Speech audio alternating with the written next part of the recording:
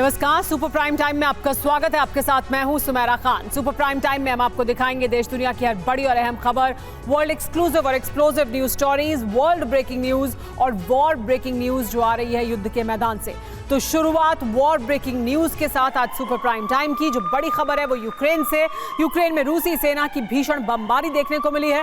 Ukraine के energy ठिकानों पर रूस ने स्ट्राइक की है। यूक्रेन के 3 इलाकों में ब्लैकआउट हो गया है। खार्किव और डोनेस्क में ब्लैकआउट है रूस द्वारा किए गए हमलों की वजह से।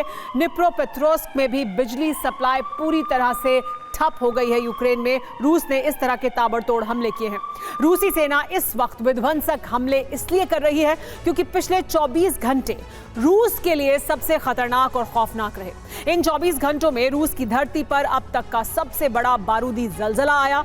यूक्रेन युद्ध में रूस के अंदर अब तक का सबसे बड़ा विनाश हो गया। यूक्रेन ने पहली बार अमेरिकी मिसाइल से रूसी धरती पर एक के बाद एक जबरदस्त विस्फोट किए। यूक्रेन के हमले में रूस की एटमी बॉम्बर बनाने वाली factory, Avangard factory, air defence factory और रडार स्टेशन तबाह हो गए। सवाल यही है कि यूक्रेन के इस विध्वंस का परिणाम क्या होगा।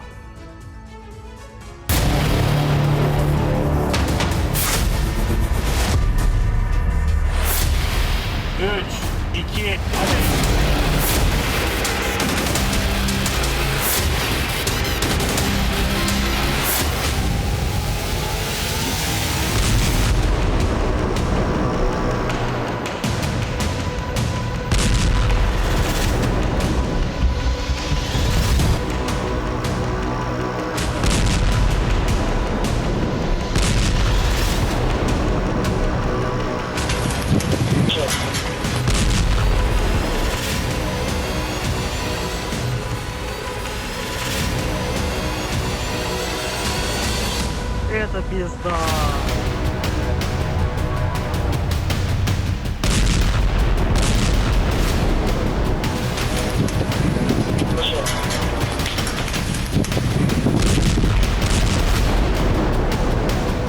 चौबीस घंटे में यूक्रेन ने रूसी शक्ति पर ऐसे प्रहार किए हैं जिससे रूस को बहुत बड़ा नुकसान उठाना पड़ा है।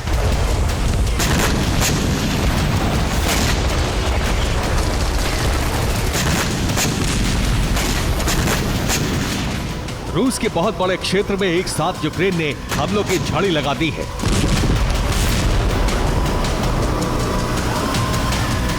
रूस के नक्शे को देखकर समझा जा सकता है कि यूक्रेन ने कितने बड़े पैमाने पर रूसी टारगेट पर हमले किए हैं। क्रीमिया, बेलगोरोद, मॉस्को, मोल्दोविया, तातरस्तान तक यूक्रेन ने रूस पर बारूद बरसाया है और हर जगह उसका टारगेट बने हैं रूस के सामरिक ठिकाने।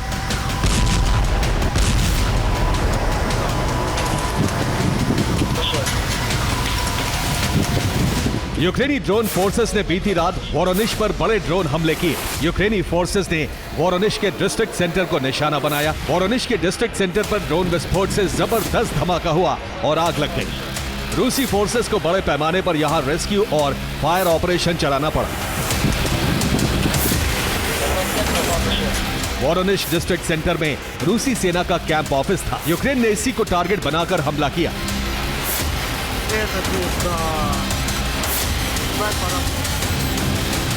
यूक्रेन ने दूसरा बड़ा हमला मॉस्को की हथियार फैक्ट्री पर किया है। यह मॉस्को की अवनगार्ड हथियार फैक्ट्री है जिसमें अचानक बड़ी आग भड़क उठी। फैक्ट्री का 540 वर्ग मीटर हिस्सा जलकर खाक हो गया। फैक्ट्री के वर्कशॉप नंबर 12 में आग भड़की। माना जा रहा है कि इस हमले के पीछे यूक्रेन के एजेंट हैं। इस फैक्ट्री में S-300 और S-400 डिफेंस सिस्टम बनाए जाते हैं। यहाँ S-300 और S-400 डिफेंस सिस्टम की मिसाइलें भी बनाई जाती हैं। रूस की अवनगार्ड ही इकलौती फैक्ट्री है जो S-300 और S-400 डिफेंस सिस्टम की मिसाइलें बनाती है। आग लगने से रूस का मिसाइल प्रोडक्शन रुक गया है। इसके अलावा फैक्ट्री में रूस के अवनगार्ड हाइपरसोनिक ग्लाइडिंग व्हीकल भी बनाए जाते हैं।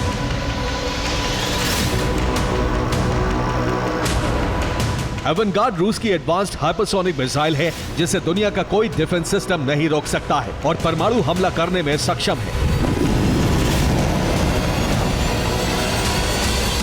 अब इसे बनाने वाली फैक्ट्री को ही तबाह कर दिया गया है।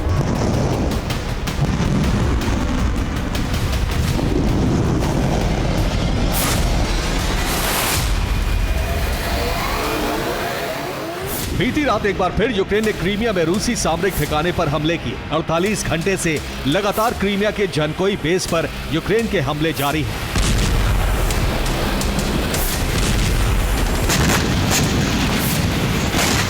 ये जनकोई बेस पर हमले की तस्वीरें हैं। जनकोई बेस पर यूक्रेन के हमले से रूस को बड़ा नुकसान उठाना पड़ा है। यूक्रेन ने ओडेसा से क्रीमिया के जनकोई बेस पर मिसाइल हमले किए। अटैकम्स मिसाइल से यूक्रेन ने बेस पर हमले किए हैं। इन हमलों में 30 रूसी सैनिकों की मौत हो गई, जबकि 80 रूसी सैनिक जख्मी बताए गए हैं। रूस के S-300 और S-400 एयर डिफेंस सिस्टम भी हमले में तबाह हुए हैं। जनकोई बेस पर यूक्रेन के हमलों से 6 जगहों पर आग लगी है।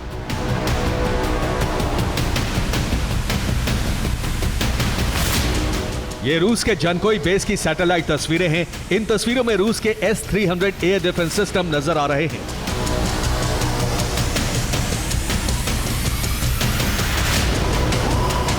मॉस्को और क्रीमिया के हमले में रूस को बड़ा नुकसान उठाना पड़ा है और ये हमले यूक्रेन ने अमेरिका के साथ प्लान किए हैं।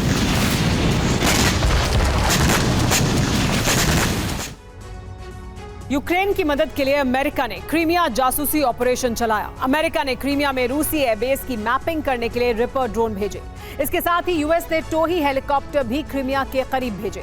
रिपर और हेलीकॉप्टर से रूस के जनकोई बेस की मैपिंग की गई। इन टोही विमानों ने रूसी एयरबेस सैन्य बेस की जासूसी की और पता लगाया कि किस हिस्से में कितने हथियार मौजूद हैं। ये पूरी जानकारी यूक्रेनी खुफिया एजेंसी GUR को दे दी गई। ओडेसा में GUR के कंट्रोल रूम में डेटा पहुंचने के बाद हमलों की प्लानिंग की गई। इसके बाद यूक्रेनी मिसाइल फोर्सेस ने अमेरिका से मिली ATACMS मिसाइल से हमले किए।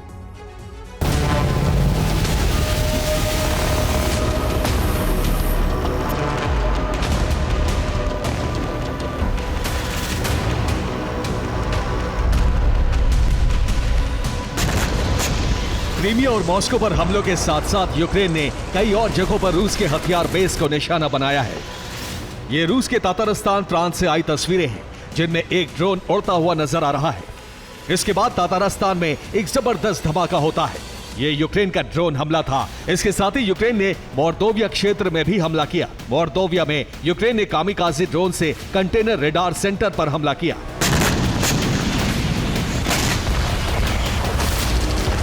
हमले में रूस का कंटेनर रेडार सेंटर नष्ट हो गया। ये रेडार सेंटर 3400 किलोमीटर दूर से रूसी सीमा में आ रही मिसाइलों को ट्रेस कर लेता है। ये जमीन से 100 किलोमीटर ऊपर उड़ रहे टारगेट को भी ट्रेस कर लेता था।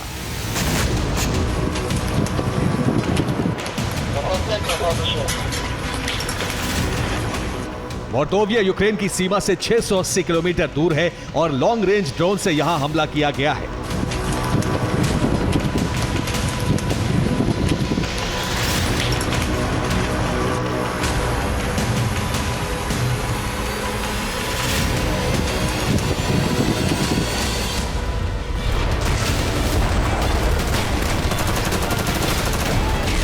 यूक्रेन ने मोर्दोविया के साथ साथ बेलगोरोद पर भी हमले किए हैं।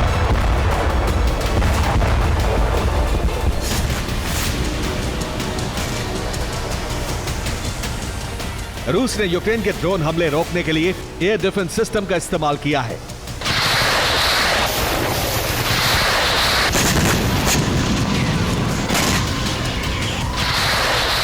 यूक्रेन के इन हमलों से रूस का गुस्सा भड़क उठा है, क्योंकि पहली बार रूस की जमीन पर यूक्रेन ने विदेशी हथियारों से हमला किया है।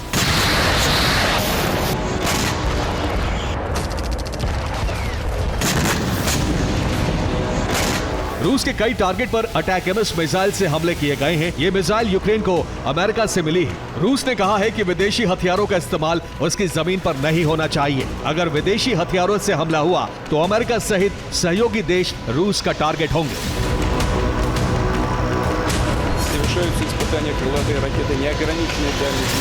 यूक्रेन ने पुतिन की रेड लाइन क्रॉस कर दी है और इसके बाद ये आशंका बढ़ गई है कि रूस यूक्रेन पर तो बड़े पलटवार करेगा ही, साथ ही सहयोगी देशों पर भी स्ट्राइक हो सकती है।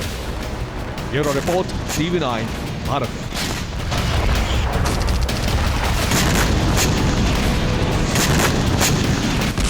सबकी बड़ी खबर अवदिव्का से। अवदिव्का में यूक्रेन का हमला नाकाम हुआ। बक एयर डिफेंस सिस्टम का एक्शन देखने को मिला। रूस ने यूक्रेन के ड्रोन हमले को फेल कर दिया। यूक्रेन के 6 ड्रोन को हवा में ही तबाह कर दिया गया।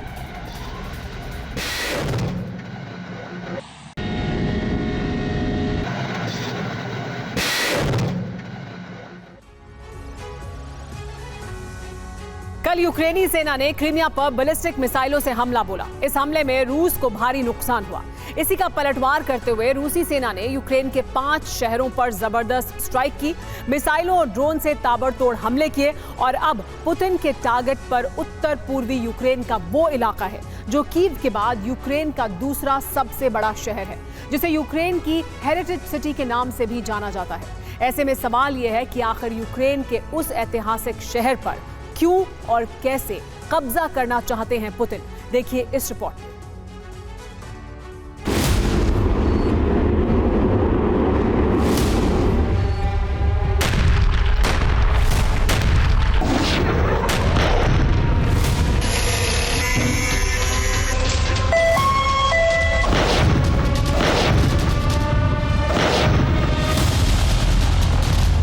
चालीस घंटे पहले यूक्रेन ने क्रीमिया को दहलाया। क्रीमिया में मौजूद रूसी सेना के मिलिट्री बेस और हथियार गोदामों को निशाना बनाया।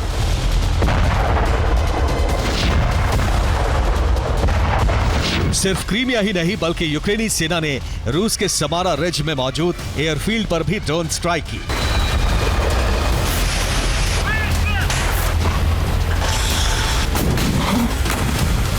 जिसमें रूसी वायुसेना के कई अटैक हेलीकॉप्टर खाक हो गए।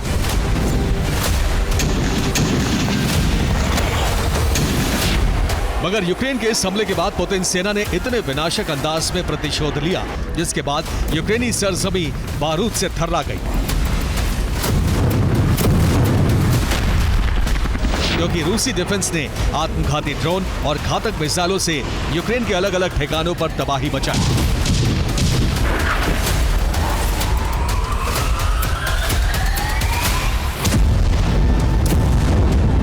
मसलन चेरनिहिव शाहिद कामिकाज़े ड्रोन से ताबड़तोड़ प्रहार, चेरनिहिव के रिहायशी इलाकों पर बमबारी, हमले में 20 की मौत और 78 लोग घायल। ओडेसा रूसी डिफेंस का ड्रोन से विस्फोटक हमला, ओडेसा पोर्ट भीषण तरीके से क्षतिग्रस्त, यूक्रेनी नौसेना के कई जहाज तबाह हुए।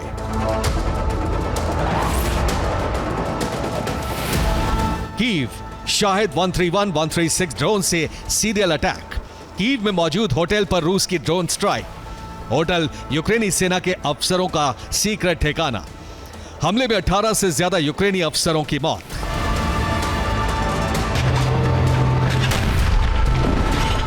यकीन मानिए चंद घंटों के भीतर सेंट्रल यूक्रेन से लेकर साउथ यूक्रेन यानी ब्लैक सी से सटा इलाका मिसाइलों और ड्रोन हमलों से थर्रा गया।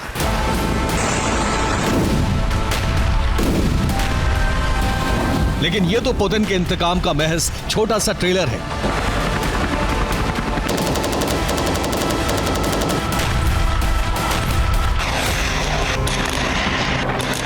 आशंका जताई जा रही है कि अब पुतिन यूक्रेन के एक ऐसे शहर को टारगेट करने की तैयारी कर रहे हैं जिस पर कब्जे के साथ ही वो आधे यूक्रेन को जीत लेंगे। और जानते हैं यूक्रेन के उस शहर का नाम खार्किव है।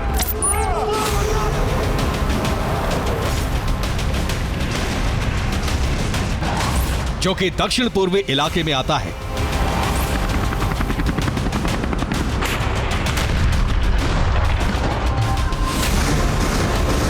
वॉर एक्सपर्ट्स का मानना है कि पुतिन का मकसद खार्किव पर कब्जे का है और इस मिशन को पूरा करने के लिए रूसी ब्रिगेड बीते कई दिनों से खार्किव में तबाही मचा रही है।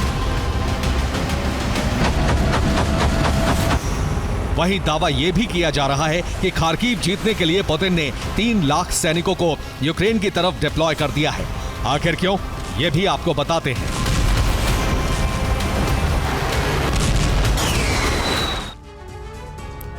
कीव से पहले पुतिन के टारगेट पर खार्किव क्यों है? क्यों रूसी ब्रिगेड खार्किव पर कब्जे की कोशिश में जुटी है? तो आपको बता दें कि यूक्रेन की राजधानी कीव के बाद यूक्रेन का दूसरा बड़ा शहर खार्किव ही है। उत्तर पूर्वी यूक्रेन का यह शहर रूसी बॉर्डर से महज 40 किलोमीटर की दूरी पर मौजूद है।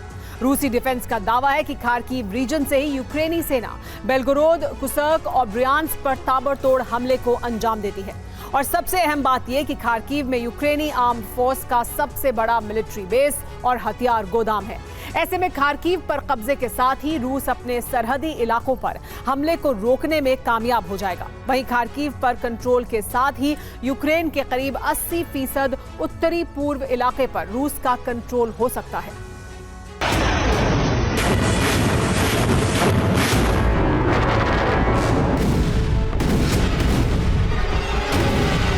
खार्किव पर रूसी झंडा फहराना मौजूदा वक्त में पुतिन का बड़ा एजेंडा यूं ही नहीं बना।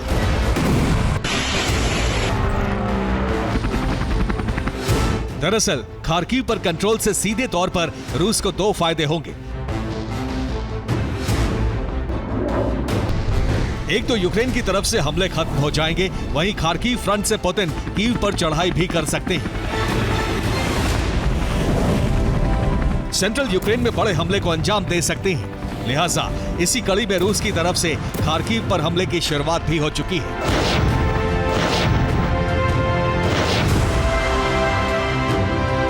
खार्किव के खिलाफ पुतिन ने जो आक्रामक प्लान तैयार किया है, उससे पूरे खार्किव इलाके में खौफ पसरा हुआ है।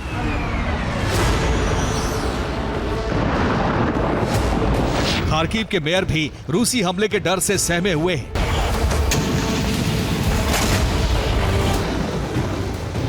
मसलन किसी भी वक्त रूसी सेना खार्किव पर बड़े हमले को अंजाम दे सकती है। लिहाजा हमें जल्द से जल्द डिफेंस सिस्टम की जरूरत है और अमेरिका ही हमारी मदद कर सकता है।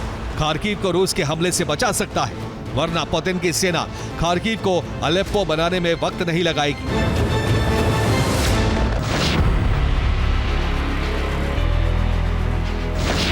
खार्किव के मेयर का यह बयान सन्न कर देने वाला है। तमाम तरह के सवाल खड़े कर रहा है। वो ये कि आखिर इहोर तेरेखोव ने खार्किव की तुलना सीरियाई शहर अलेप्पो से क्यों की? क्यों अलेप्पो की तरह खार्किव की तबाही की आशंका जताई?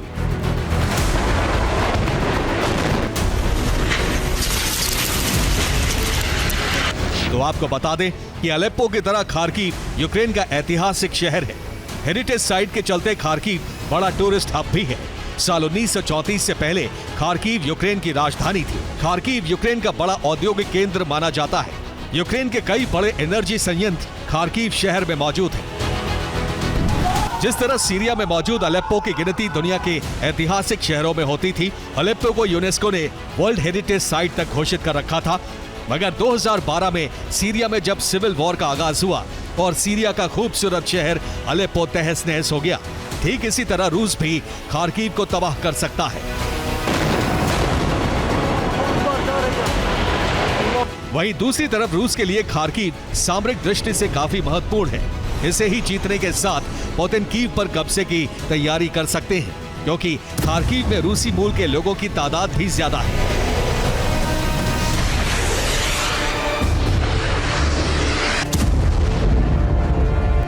लेकिन ज़ेलेंस्की इतनी आसानी से रूस को खार्किव जीतने नहीं देंगे।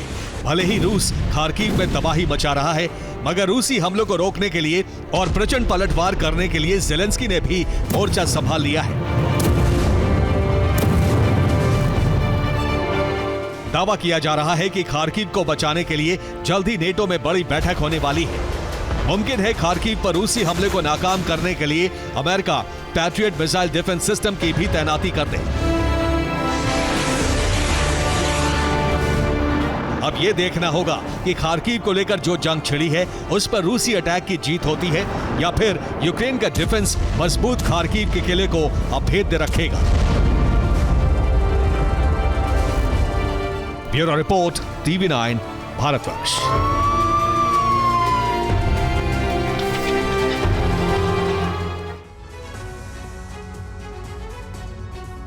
इस वक्त की बड़ी खबर, डोनेट्स्क में रूसी एयरफोर्स की स्ट्राइक, Su-34 से रूस की विध्वंसक बमबारी हुई है। हमले में यूक्रेन के 3 सैन्य ठिकाने ध्वस्त कर दिए गए। 17 यूक्रेनी सैनिकों के मारे जाने की रिपोर्ट सामने आई है।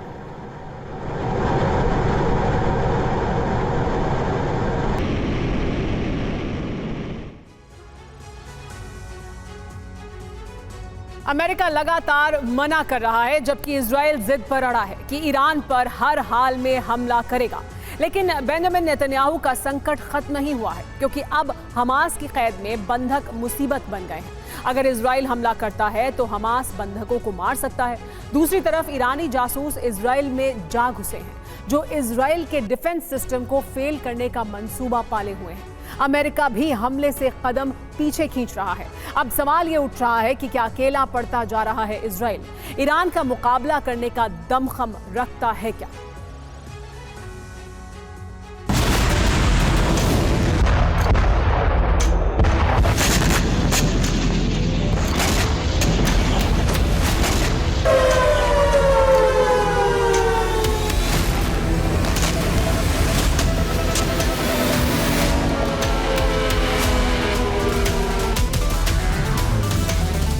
अगर शुरू ईरान ने किया है तो खत्म इजराइल करेगा।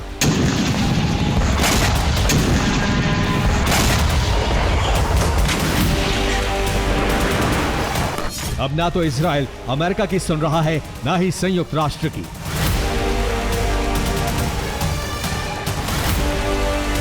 इजराइल के सिर पर युद्ध सवार है।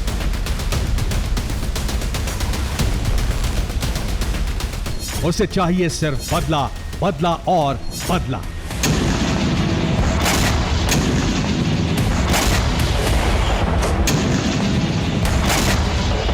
इसके लिए इजराइल जो कर रहा है वो समझिए। वॉर कैबिनेट की आज अंतिम मीटिंग होनी है, जिसमें तय होगा कि ईरान पर हमला कब, कैसे और कहां होगा। इसके अलावा मोसाद कमांडो की स्पेशल टीम ईरान में घुसपैठ के लिए तैयार है, जो सीक्रेट ऑपरेशन के जरिए IRGC के कई कमांडर पर हमला करेंगे। और तीसरी सबसे बड़ी तैयारी है कि ईरान के न्यूक्लियर सेंटर पर ड्रोन हमले का ब्लूप्रिंट बनाया जा रहा है, जिसमें फोर्दो और इस्फहान सबसे पहले टारगेट पर है।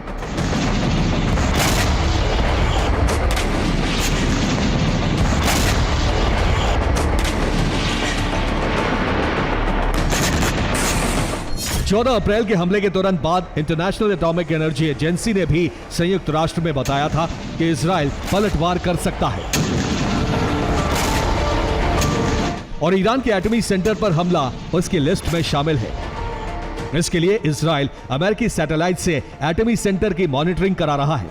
IAEA के चीफ राफेल ग्रॉसी ने जानकारी दी है, मुझे इस बात की चिंता है कि इजराइल ईरान के न्यूक्लियर सेंटर पर सर्जिकल स्ट्राइक कर सकता है।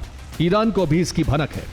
ईरान में मौजूद हमारी टीम को एटमी सेंटर जाने पर रोक लगा दी गई है। ईरानी रक्षा मंत्रालय ने सुरक्षा आर्मी के हवाले कर दी है। इजराइल पूरी तरीके से तय कर चुका है कि वो हमला जरूर करेगा, लेकिन हमला कहां होगा और कब होगा, यह आज रात होने वाली वॉर मीटिंग के अंदर तय कर लिया जाएगा। 22 अप्रैल से पहले यहूदियों का बड़ा त्योहार शुरू हो रहा है। माना जा रहा है कि इजराइल हमला या तो 22 अप्रैल से पहले करेगा या फिर उसके बाद।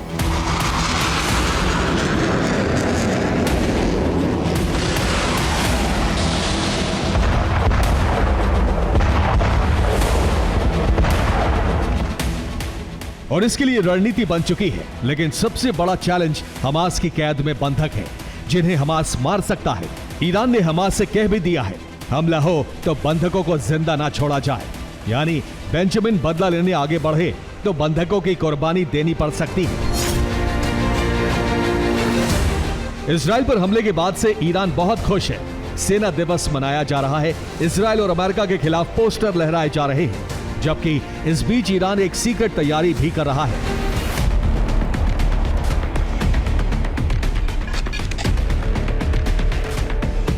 ईरान फिर से हमले की तैयारी कर रहा है।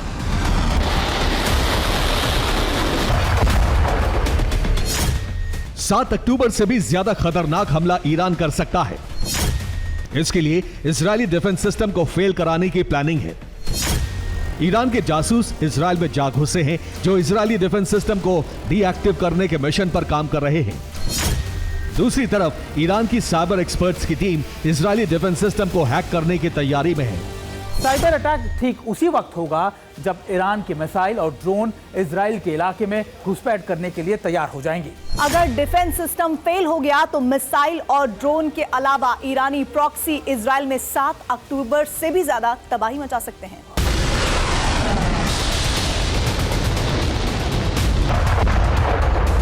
लेकिन ऐसा ना हो, इससे पहले ही इजराइल ईरान पर बड़ा अटैक करने की तैयारी में है, जिससे ईरान का वॉर प्लान तबाह हो जाए। इजराइल के टारगेट पर ईरान के एटमी सेंटर हैं, जहां इजराइल पहले भी ड्रोन अटैक कर चुका है। जनवरी 2018 को तेहरान फैसिलिटी सेंटर हमला कर चुका था। यह हमला ध्यान भटकाने के लिए था, जिससे मोसाद कमांडो सेंटर में घुस सके। इस हमले के दौरान मोसाद ने ईरान के न्यूक्लियर प्रोग्राम की जानकारी जुटाई थी। इसके बाद फरवरी 2022 में नतांज एटमी सेंटर के पास हमला किया, जिसमें IRGC कमांडर की मौत हो गई थी। फिर मई 2022 में परचम मिलिट्री कॉम्प्लेक्स पर अटैक हुआ। ये तेहरान फैसिलिटी सेंटर के पास पड़ता है। हमले में इमारत क्षतिग्रस्त हो गई, जिसमें केमिकल इंजीनियर की मौत हो गई। पिछले साल जनवरी में इस्फहान न्यूक्लियर लैब पर कामिकाजी ड्रोन से अटैक किया। हमले की जांच के लिए ईरान ने UN को चिट्ठी लिखी थी। इस साल 2 महीने पहले फोर्दो एनरिचमेंट प्लांट के पास गैस पाइपलाइन में विस्फोट हुआ था। ईरान ने इजराइल पर ड्रोन हमले का आरोप लगाया था।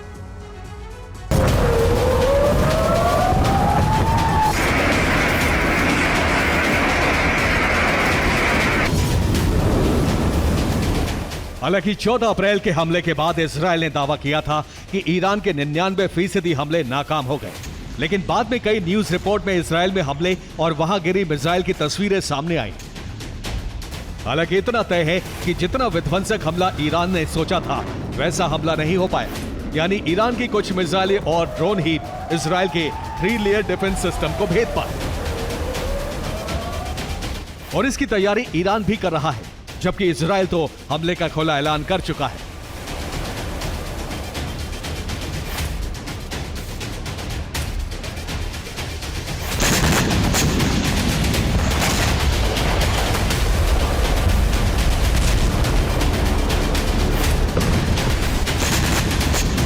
इजराइल को अंदाजा है कि उसके पलटवार के बाद ईरान फिर से हमला करेगा, इसलिए इजराइल आयरन डोम का एडवांस्ड वर्जन बॉर्डर पर लगा रहा है। उधर लेयर 2 और 3 में भी ज्यादा डिफेंस सिस्टम लगाए जा रहे हैं। हालांकि इस दफा हमला हुआ तो अमेरिका कितनी मदद करेगा, इस पर कुछ संशय है, क्योंकि ईरान के विदेश मंत्री न्यूयॉर्क जा पहुंचे हैं।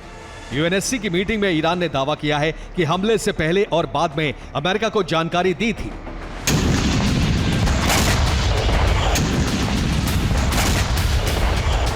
अब सवाल उठ रहा है कि अमेरिका के पास पुख्ता जानकारी थी तो उसने इजराइल से इसे शेयर क्यों नहीं किया। इजराइल तमतमाया हुआ है। यही वजह है कि उसने ईरान पर हमला नहीं करने की अमेरिका की सलाह को दरकिनार कर दिया। यानी अब इजराइल को हमले का प्लान अकेले बनाना है, जबकि ईरान के साथ रूस और चीन है। बंधकों के संकट से जूझते इजराइल के लिए ये एक और मुसीबत है। अगर अमेरिका ने इजराइल का साथ छोड़ दिया तो अरब में इजराइल का अस्तित्व खतरे में पड़ सकता है। Bureau report, TV9 Bharat. इस वक्त की बड़ी खबर, कुपियांस्क में रूसी सेना का विस्फोट। रूसी टैंक सेना का विध्वंसक हमला हुआ है। हमले में यूक्रेनी सेना के ठिकाने तबाह कर दिए गए। रूसी रक्षा मंत्रालय ने वीडियो जारी किया है।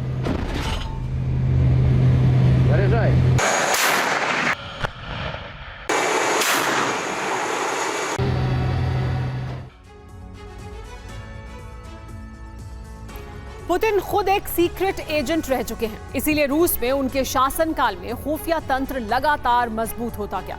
यूक्रेन से युद्ध शुरू होने के बाद भी पुतिन कई बार सीक्रेट ऑपरेशन चला चुके हैं। पुतिन के जासूस पूरी दुनिया में फैले हैं और अब अमेरिका और ब्रिटेन में हुए धमाकों से अंदेशा लगाया जा रहा है कि पुतिन एक सीक्रेट मिशन शुरू कर चुके हैं, जिसके तहत यूक्रेन के लिए जिन कारखानों में हथियार बन रहे हैं उसे नष्ट किया जाएगा। पुतिन के प्लान का पूरा खुलासा तो नहीं हुआ है, लेकिन धमाकों का जो सिलसिला शुरू हुआ है उसे जोड़ने पर रूस के एक बड़े प्लान का इशारा मिलता है।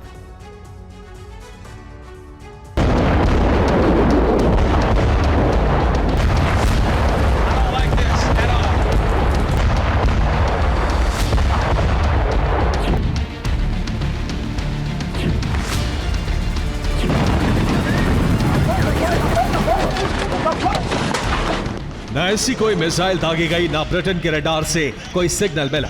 फिर भी हुआ एक जोरदार धमाका।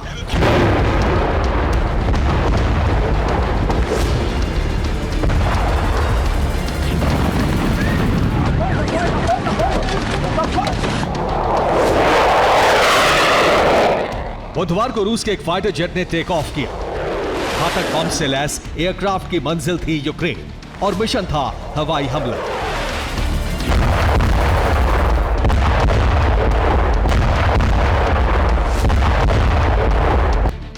लेकिन धमाका यूक्रेन के बहुत दूर ब्रिटेन के एक बेहद सुरक्षित इलाके में हुआ।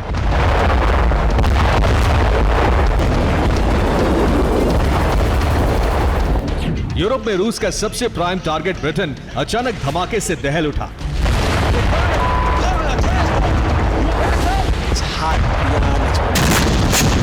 सरकार और सेना में खलबली इसलिए मची क्योंकि ब्लास्ट एक हथियार फैक्ट्री में हुआ।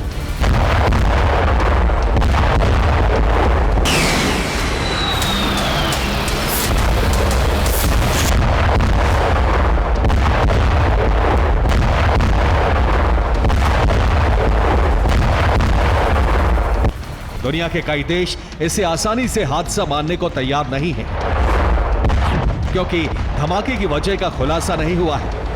किसी भी कर्मचारी ने गलती स्वीकार नहीं की है। धमाका बारूद के भंडार से बहुत दूरी पर हुआ। धमाके में हथियार फैक्ट्री का कोई कर्मचारी जख्मी नहीं हुआ। यही वजह है कि इस धमाके की जांच सिर्फ इमरजेंसी सर्विस नहीं बल्कि ब्रिटिश सेना के इंटेलिजेंस भी कर रही है।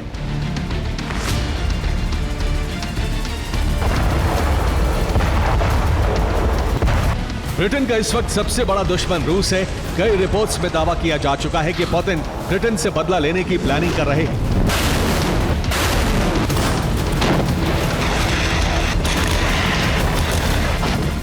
क्योंकि यूक्रेन को हथियार देने के मामले में अमेरिका के बाद ब्रिटेन का नाम है। ब्रिटेन से लगातार यूक्रेन को गोला बारूद की सप्लाई जारी है। ब्रिटेन के हथियार से रूस में सबसे ज्यादा तबाही हुई है।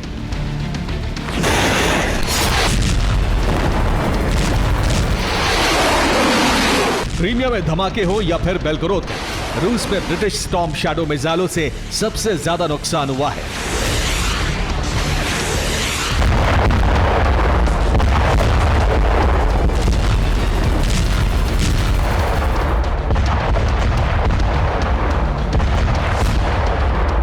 ब्रिटेन ने ही यूक्रेन को चैलेंजर 2 टैंक की सप्लाई की थी। ब्रिटिश टैंक भी रूस के कई सैनिकों की मौत की वजह बना।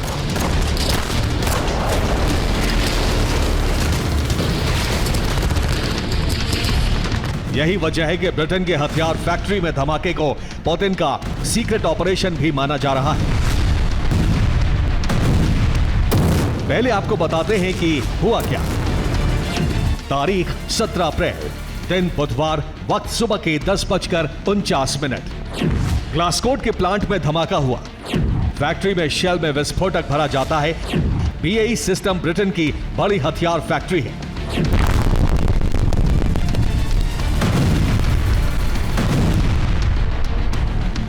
अब सवाल है कि अगर रूस से कोई हमला नहीं किया गया तो फिर धमाके को लेकर रूस पर शक क्यों जताया जा रहा है।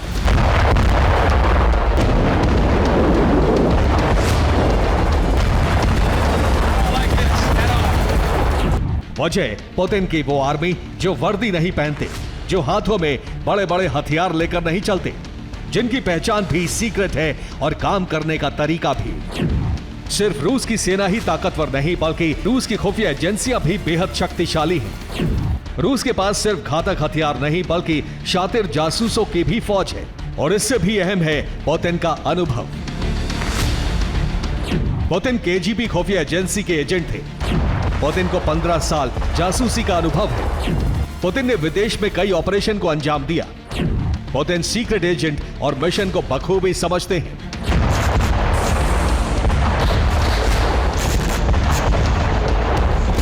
यही वजह है कि यूक्रेन युद्ध शुरू होने के बाद से अमेरिका और ब्रिटेन ने अपने हथियार डिपो और कारखानों की सुरक्षा बढ़ा दी है। दावा किया जा रहा है कि ब्रिटिश फैक्ट्री में अचानक धमाका भी रूस के खुफिया नेटवर्क का काम हो सकता है। रूस के खुफिया एजेंट यूक्रेन युद्ध से बहुत पहले से पूरी दुनिया में फैले हैं और माना जा रहा है कि क्रीमिया में स्टॉर्म शैडो मिसाइलों से हुई तबाही के बाद पुतिन ने कई सीक्रेट ऑपरेशन को लॉन्च किया है, जिसके तहत यूएस ब्रिटेन के हथियार फैक्ट्री को निशाना बनाया जाएगा। यूक्रेन को हथियार सप्लाई करने वाली फैक्ट्री पर हमले होंगे। हथियारों के गोदामों को भी रूस के सीक्रेट एजेंट टारगेट कर सकते हैं। रूस पर शक की वजह सिर्फ ब्रिटेन की फैक्ट्री में धमाका नहीं है। कुछ दिन पहले अमेरिका के एक हथियार कारखाने में भी अचानक ब्लास्ट हुआ था। 16 अप्रैल को अमेरिका की फैक्ट्री में धमाका हुआ। धमाके के बाद फैक्ट्री में आग लग गई। धमाके की वजहों का खुलासा नहीं हो सका। यानी यूक्रेन को हथियारों की सप्लाई करने वाले दो बड़े देशों में 2 दिन के भीतर धमाके हुए। दोनों लोकेशन की दूरी बहुत अधिक है, लेकिन टारगेट में जो समानताएं हैं उसे जानकर आपको भी यह संयोग नहीं लगेगा।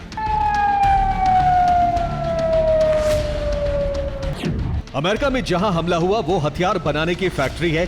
ब्रिटेन में जहां हमला हुआ वो भी हथियार बनाने की फैक्ट्री है। अमेरिका की फैक्ट्री में भी शेल तैयार होते हैं। ब्रिटेन की फैक्ट्री में भी खाली शेल में विस्फोटक भरा जाने का काम होता है। दोनों फैक्ट्री में यूक्रेन के लिए हथियार बनाए जा रहे हैं। माना जा रहा है कि यह रूस के सीक्रेट ऑपरेशन का ट्रेलर है। स्टॉर्म शैडो मिसाइल देने वाले देश से बदले का एक्शन शुरू हो गया है। बदला लेने के साथ ही इस बार उन तमाम कारखानों को तबाह कर देने की कोशिश हो रही है जहां यूक्रेन में इस्तेमाल होने के लिए हथियारों का प्रोडक्शन चल रहा है।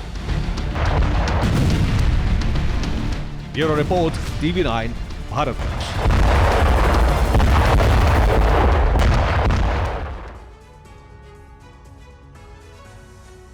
इजराइल में ईरानी हमले के बाद आईडीएफ और हिजबुल्लाह में जंग बहुत ही विध्वंसक रूप ले चुकी है। अमेरिका, ब्रिटेन के विरोध के बाद इजराइल ईरान से बदला नहीं ले पा रहा है। इसीलिए अब इजरायली सेना ईरानी प्रॉक्सी हिजबुल्लाह को मिटाने के लिए लेबनान में भीषण बमबारी कर रही है। लेकिन इस बीच इजराइल में एक सर्वे हुआ है। इस सर्वे में इजराइल के लोगों ने जो कुछ कहा है उससे नेतन्याहू और उनकी सेना के सामने अब तक का सबसे बड़ा संकट खड़ा हो गया है।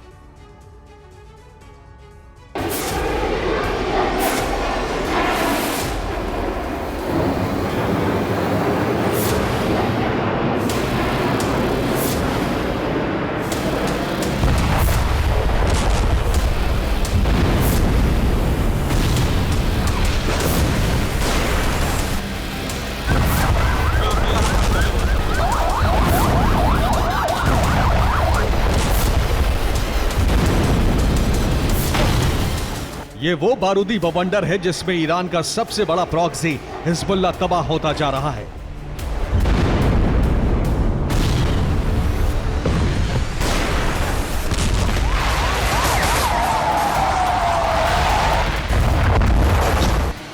इजरायली धरती पर ईरान के हमले के बाद इजरायल ने ईरानी प्रॉक्सी के खिलाफ बहुत बड़ा ऑपरेशन लॉन्च कर दिया है।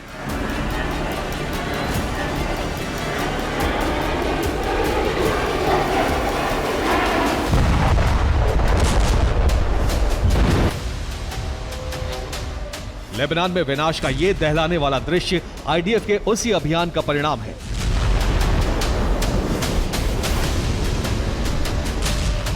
चौबीस घंटे के अंदर इजरायल ने हिजबुल्लाह के ठिकानों पर जबरदस्त स्ट्राइक की।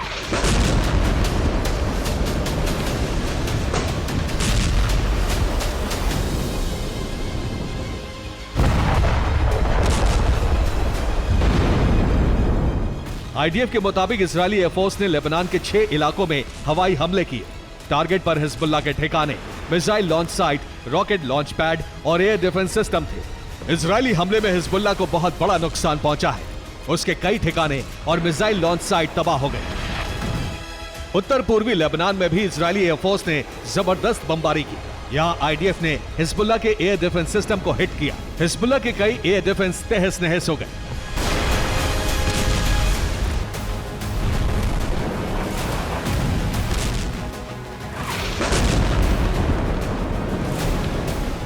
इजरायल के हमले में हिजबुल्लाह के कई लड़ाके मारे गए हैं। 18 लड़ाकों के घायल होने की रिपोर्ट है।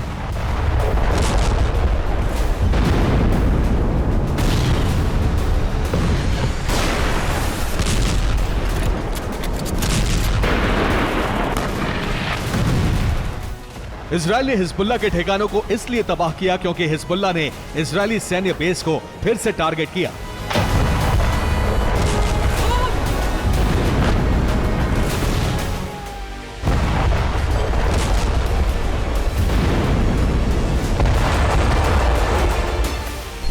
हिजबुल्लाह ने पश्चिमी गैलिली में इजरायली सेना के बेस पर एक के बाद एक कई धमाके किए।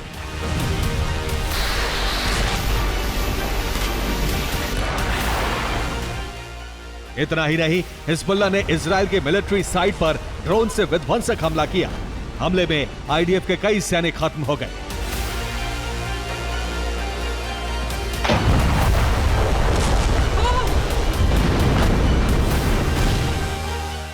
हिजबुल्लाह ने इजराइल की कम्युनिटी सेंटर पर रॉकेट की बरसात की। हमले में 14 लोग घायल हो गए।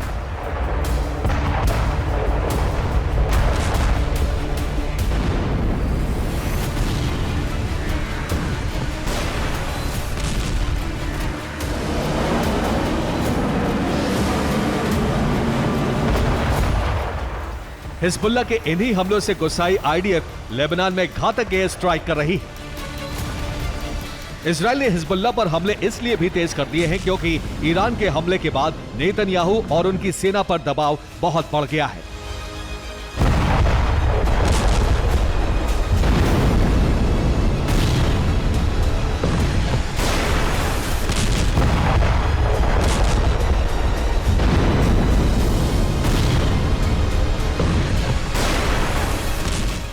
नेतन्याहू के कई मंत्री चाहते हैं कि इजराइल ईरान से बदला ले, ईरानी धरती पर हमला करे। इजरायली वॉर कैबिनेट भी यही चाहती है। लेकिन नेतन्याहू के सामने मुश्किल यह है कि अमेरिका और ब्रिटेन ईरान के अंदर हमले के पक्ष में नहीं है। ईरान पर हमले के लिए इजराइल को अमेरिका और दूसरे पार्टनर देशों की हर हाल में मदद लेनी पड़ेगी।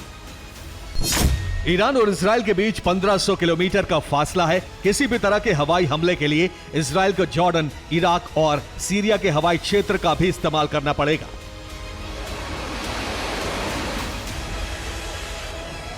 ईरान ने 331 मिसाइलों और ड्रोन से हमला किया था, तो इजराइल को जवाबी हमला इससे बड़ा और घातक करना होगा। इजरायली हमले के लिए मिडिल ईस्ट में मौजूद अमेरिकी सैन्य बेस और लाल सागर में मौजूद अमेरिका और दूसरे सहयोगी देशों के एयरक्राफ्ट कैरियर की भी मदद लेनी होगी। लेकिन हमले के पक्ष में ना तो अमेरिका है और ना ही ब्रिटेन। अमेरिका को डर है कि इजरायली हमले को समर्थन देने से ईरान भड़केगा। ईरान को मिडिल ईस्ट में अमेरिकी बेस पर हमले का मौका मिल जाएगा। इसके बाद युद्ध में जॉर्डन, सऊदी अरब, कतर, इराक समेत कई देश कूद सकते हैं। इसके बाद अरब में बहुत बड़े युद्ध की शुरुआत हो सकती है।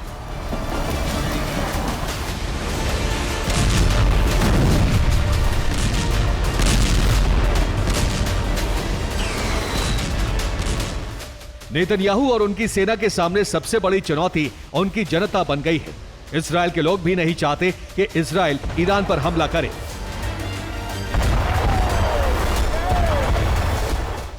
हिब्रू यूनिवर्सिटी के सर्वे के मुताबिक इजराइल के 74% लोगों का मानना है कि अगर इजराइल के सहयोगी देश तैयार नहीं हैं, तो इजराइल को ईरान पर हमला नहीं करना चाहिए।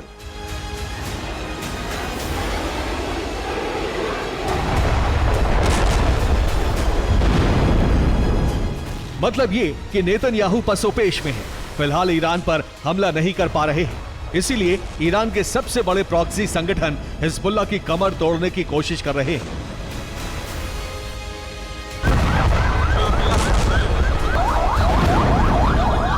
Bureau report, TV9 Bharatvarsh.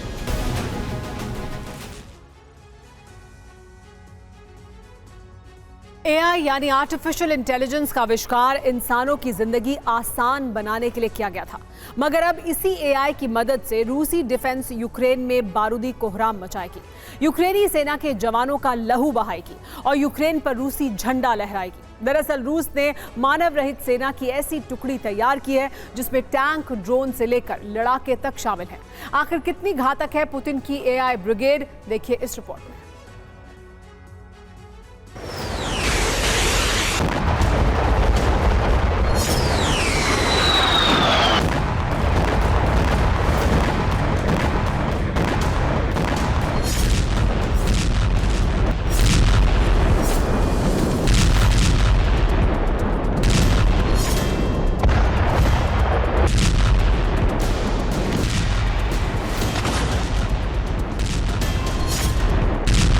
बीते 2 साल में यूक्रेन के कई बड़े शहर रूस के बारूदी प्रकोप में खाक हो चुके हैं।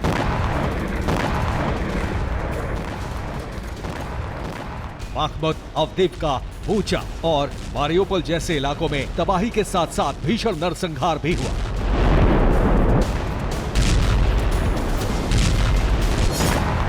वैसे तो यूक्रेन के इन शहरों पर रूसी ब्रिगेड ने विनाशक हथियारों से प्रहार किया, मगर इसी बीच राख हो चुके यूक्रेनी शहरों और रूस के हमलों से जुड़ा सनसनीखेज खुलासा हुआ है।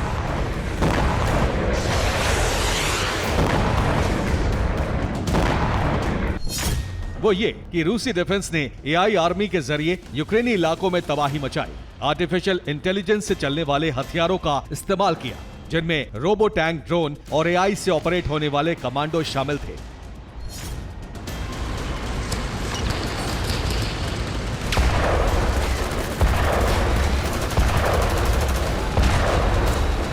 हैरानी इस बात की है कि बाखमुत, अवदीवका, बूचा और मारियोपोल में रूसी डिफेंस ने एआई आर्मी के चुनिंदा हथियारों का टेस्ट किया था।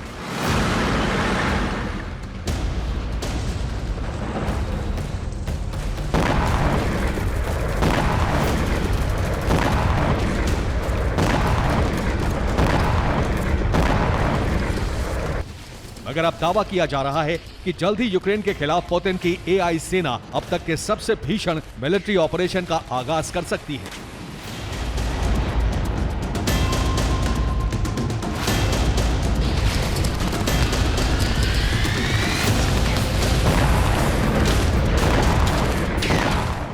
मतलब ये कि पुतिन के फ्यूचर वॉर का अटैक प्लान रेडी है। अब यूक्रेन के बैटल ग्राउंड में रोबोट आर्मी तबाही मचाएगी।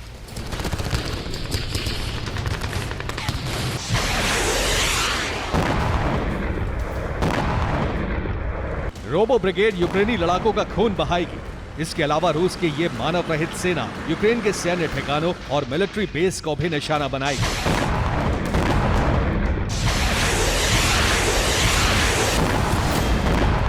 दरअसल आर्टिफिशियल इंटेलिजेंस के जरिए रूसी डिफेंस ने ऐसे हथियार, ऐसे लड़ाके तैयार किए हैं जिसका मकसद सिर्फ और सिर्फ तबाही मचाना होगा, यानी टारगेट को ट्रेस करने के साथ ही उस पर अटैक करना।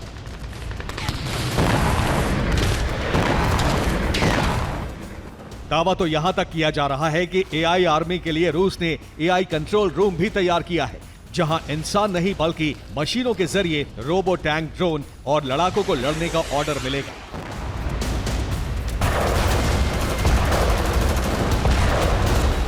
Bureau report, TV9 Bharatvarsh.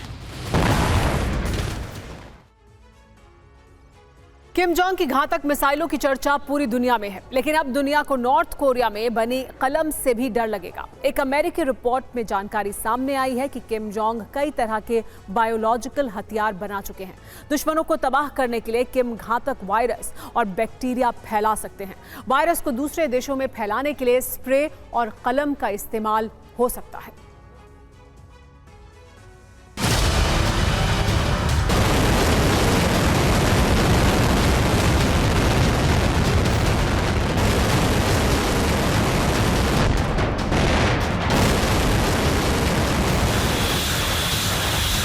एक तरफ पूरी दुनिया के सामने मिसाइलों की ताकत का प्रदर्शन,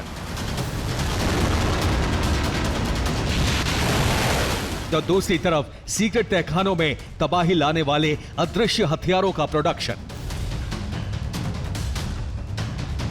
नॉर्थ कोरिया अपने दुश्मनों को बारूद से भस्म करने के साथ ही किसी भी देश को गंभीर बीमारियों से तड़पाने की तैयारी भी कर चुका है।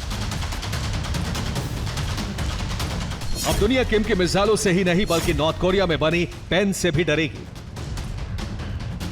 रिपोर्ट के मुताबिक किम के हथियार कारखानों में ऐसी कलम तैयार हो रही है जो हजारों लोगों को तड़पा तड़पा कर मौत दे सकती है।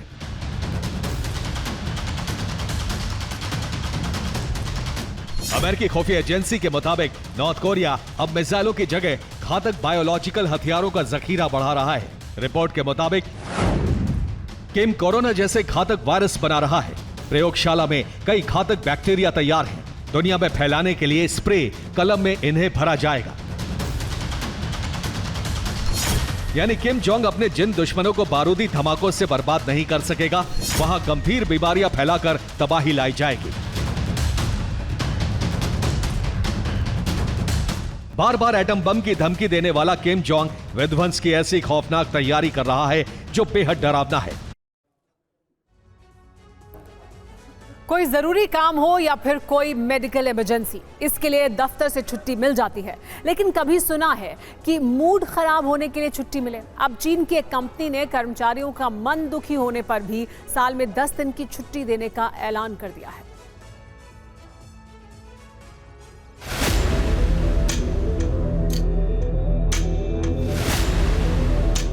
आजकल चीन की एक कंपनी की sad leave policy social media पर खूब वायरल है, जिसमें सालाना मिलने वाली छुट्टियों के अलावा 10 दिन की अनहैप्पी लीव भी मिल सकती है। खास बात यह है कि एम्प्लॉयर का मैनेजर उसे रिजेक्ट भी नहीं कर सकता, यानी अप्रूवल देना ही होगा।